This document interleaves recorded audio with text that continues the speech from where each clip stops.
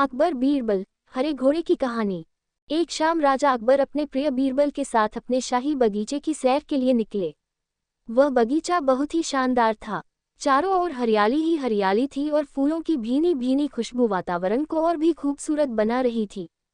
ऐसे में राजा को जाने क्या सूझा कि उन्होंने बीरबल से कहा, बीरबल, हमारा मन है कि इस हरे भरे बगीचे में हम हरे घोड़े में बैठकर घूमें।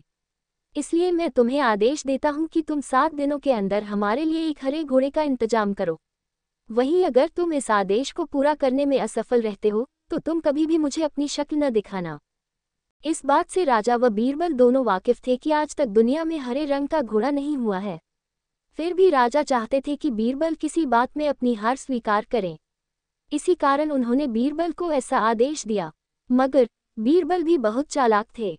वो भली भांति जानते थे कि राजा उनसे क्या चाहते हैं, इसलिए वो भी घोड़ा ढूंढने का बहाना बनाकर 7 दिनों तक इधर उधर घूमते रहे। 8वें दिन बीरबल दरबार में राजा के सामने पहुंचे और बोले, महाराज, आपकी आज्ञा के अनुसार मैंने आपके लिए हरे घोड़े का इंतजाम कर लिया है, मगर उसके मालिक की 2 शर्तें हैं। राजा ने उत्सुकता से दोनों शर्तों के बारे में पूछा। तब बीरबल ने जवाब दिया, पहली शर्त यह है कि उस हरे घोड़े को लाने के लिए आपको स्वयं जाना होगा। राजा इस शर्त के लिए तैयार हो गए। फिर उन्होंने दूसरी शर्त के बारे में पूछा।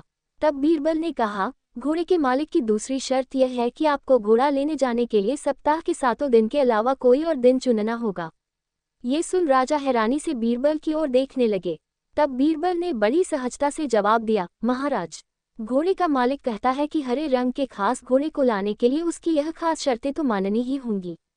राजा अकबर बीरबल की यह चतुराई भरी बात सुनकर खुश हो गए और मान गए कि बीरबल से उसकी हार मनवाना वाकई में बहुत मुश्किल काम है।